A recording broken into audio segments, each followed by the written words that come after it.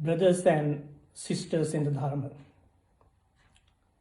karma and effects is going to be the topic today. What do you mean by karma? Karma is originally a Sanskrit word. Now it has become an English word. Karma can be defined as actions. Karma could be done either physically, verbally, or emotionally. But when it comes to Buddhism,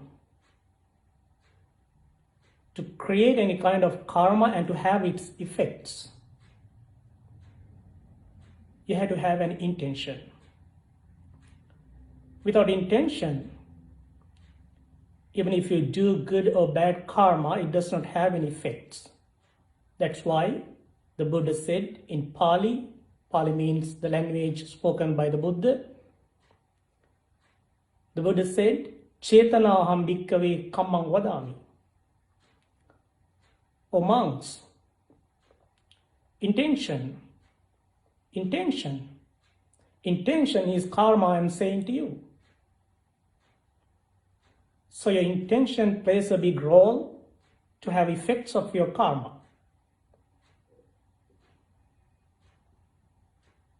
Karma is not a creation of the Buddha or any other religion. It is the natural law, the universal law. Though we believe or not, though we understand or not, though we accept or not, the natural law of karma is going to be existent at all the time, giving you happiness when you do good and unhappiness when you do bad. Sometimes people try to explain karma as cause and effect, which is not a good explanation to me, because there are two kinds of cause and effect. The karmic cause and effect and the worldly cause and effect. Let me give you an example. Let's say you drive your car. When you drive your car, somebody crosses the road. You hit that person and you kill that person. You were driving your car, somebody crosses the road, you hit that person and you kill that person.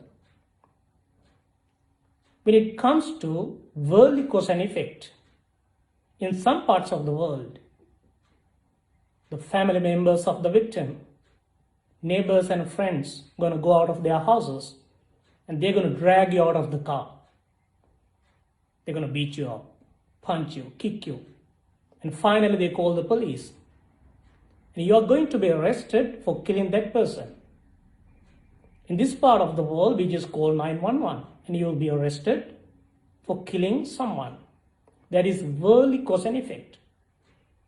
But when it comes to karma, did you have the intention to kill that person?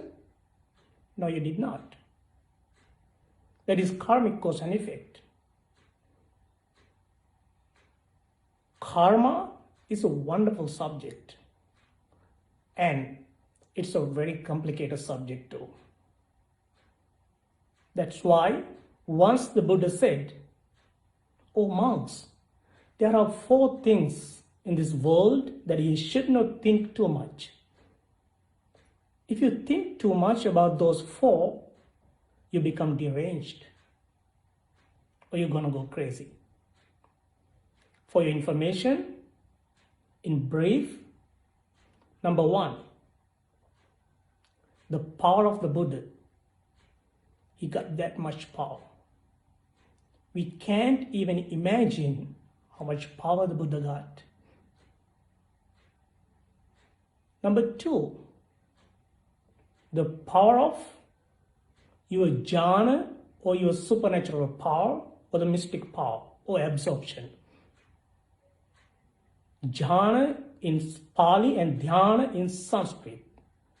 We call it supernatural power, and you gain it when you develop your mental culture through meditation. It is a very complicated subject too. For example, if you really develop your mental culture, you can read someone's mind, you can read your past births, maybe you can levitate in the air. Those things are just minor things, but this is a very complicated subject from the Buddha's point of view. If you think too much about that, you become deranged.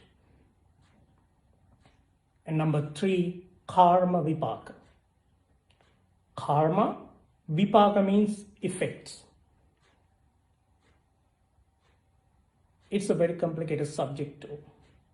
That's why people get confused most of the times when they try to define many things as karma. And number 4, speculation about the nature of this world. How this universe really works and planet, or the questions like those make you really confused if you keep thinking too much. Even during the Buddha's time, when some people came to the Buddha to question or to argue with the Buddha regarding these questions, the Buddha was very silent. Once, a well-educated Brahmin or a Hindu priest went to the Buddha and questioned the Buddha, is there any other planet beyond this planet? The Buddha was silent.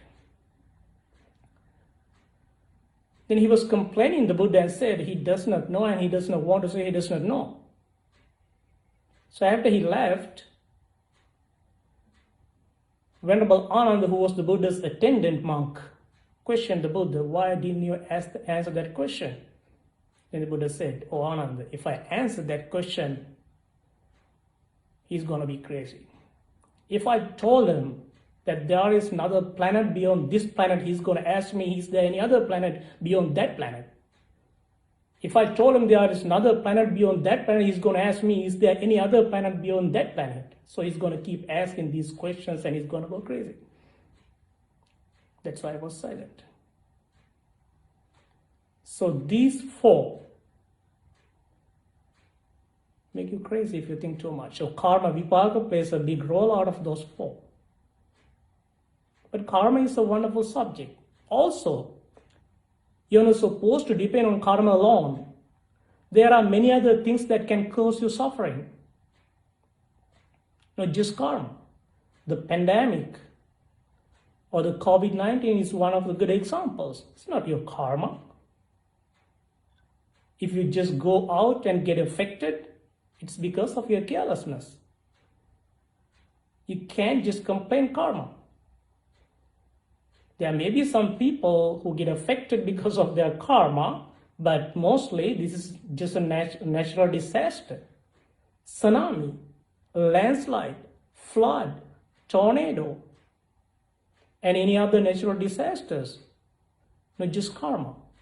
So there are many other things that can cause you suffering, and in the meantime, your karma plays a big role in your life too. Even though this subject is very complicated, the Buddha explained the working of karma in different locations and to different people in different ways. In Pali, the Buddha said there are many ways of affecting your karma. Dittha Dhamma Vedaniya karma, Uppajja Vedaniya karma, Aparapariya Vedaniya karma, Katatta karma, Ahosi karma, Achinna karma, Patisandhi vipaka, Pavutti vipaka. There are many ways. Let's get the first one. Dittha Dhamma Vedaniya karma. Some of your karma may arise in your present life and affect you. If not in your present life, Uppajja Vedaniya karma. It will arise in your next life and affect you. We believe in rebirth or future lives. What do you mean by future life?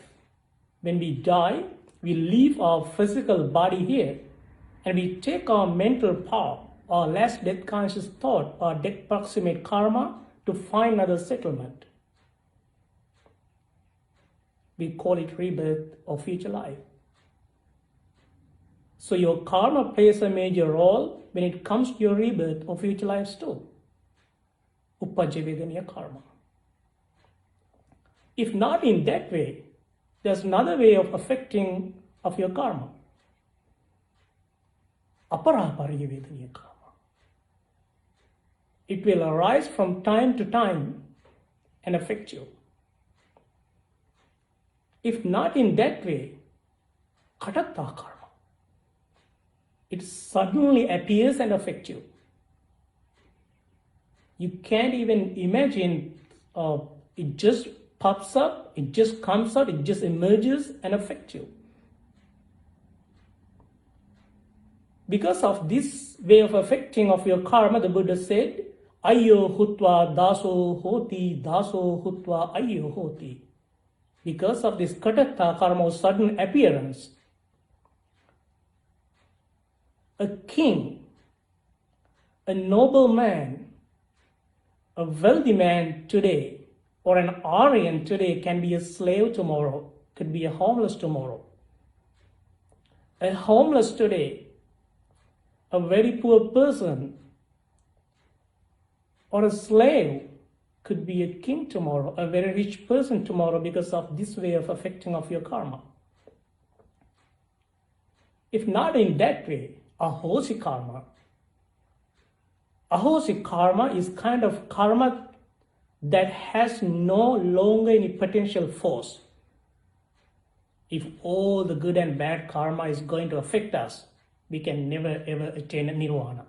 Because as ordinary human beings, we do that much karma. Could be good or bad. So ahosi karma means it does not have any ability to arise and affect you. For example, let's say you are a 90% good person and 10% bad. So you are a 90% a powerful person, your karma is very strong, but 10% bad. Of course, we can't find 100% good people unless we are enlightened. So because of that 90% of strong karma, that 10% does not have any ability to arise and affect you. And also if you are born in a very prosperous season, very successful season, or if you are born to a very rich family by any chance, some of your bad karma, minor evil karma does not have any ability to arise and affect you because of the situation. Let's say you are a 90% bad and 10% good. Because of that 90% bad, that 10% does not have any ability to arise and offer you happiness, even though you have done 10% good. And also, working of karma is different for different people.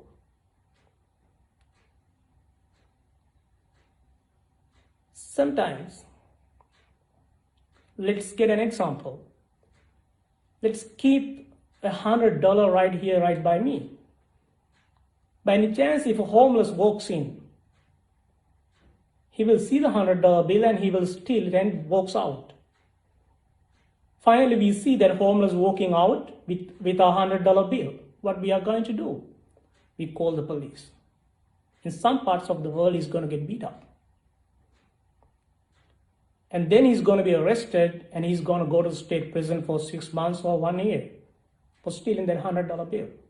Let's keep the same $100 bill. And let's say a president of a country, a very powerful politician is going to steal your $100 bill and he's walking out with your $100 bill. And we see him walking out with a $100 bill. Are you going to beat him up? I don't think so. We may call the police But you think he's going to go to state prison or state prison for 6 months or 1 year? Could be, but the chances are very rare because he's the president of the country. So the same way, if your good karma is really, really strong, some minor evil karma does not have any ability to arise and affect you. That's why the Buddha said this is a very complicated subject. You should not think too much, become deranged or gonna go crazy. Not just that, there's another way of affecting your karma. Chinna karma or asana karma, the last death conscious thought or the death proximate karma.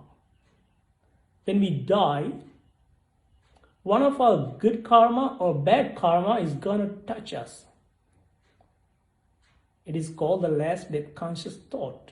Along with that last death conscious thought, we are going to find our next settlement. And the Buddha says, it is patisandhi vipaka, the karma that helps you to find your next life. After your settlement, the other karma that you have done during your previous life is going to arise and affect you. It is called pavati vipaka. So patisandhi vipaka means the karma that helps you to find your next settlement or your next life. And pavati vipaka means the karma that affects you after your next settlement. That's another way of affecting of your karma. This is how our karma works. But you are not supposed to depend on karma alone. You can overcome your evil karma too.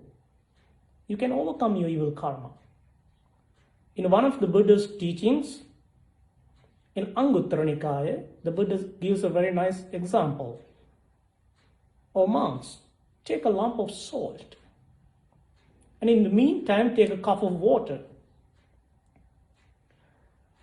Put that lump of salt into that cup of water and stir the cup of water.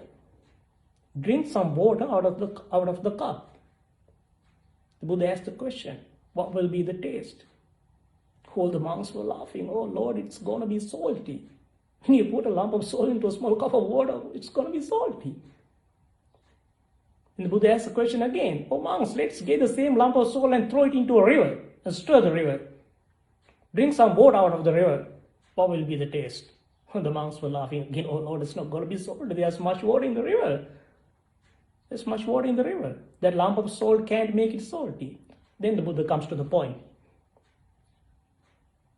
Let's say water represents good. Salt represents bad. Like the water in the river, if you do a lot of karma, like that 90%, your minor evil karma does not have any ability to arise and affect you. Because you have done a lot of good karma. So you can overcome your minor evil karma besides your 5 most weighty offenses. There are 5 most weighty karma. Buddhism always talks about, in Pali we call it Panchanantaraya Papa Karma. The 5 most serious offenses. Besides those 5, you get the potentiality to overcome your minor evil karma. I guess you already know about those 5, but for your further information, if you kill your own mother, if you kill your own father, if you shed the blood of the Buddha, if you hurt the Buddha and shed the blood of the Buddha, do any physical damage. And also, if you kill an enlightened monk or a nun. And the last one, if you cause disharmony among a harmonious group of monks, you can't get rid of that bad karma. It's pretty hard. It is that much bad. So besides those 5, if you do a lot of good karma, like the water in the river, you get the potentiality to overcome your minor evil karma. So karma is a wonderful subject, and it's a very complicated subject. That's why the Buddha said, don't think too much, but it is there. Though we believe or not, though we understand or not, there is the natural law on the planet. May you be well, happy, and peaceful.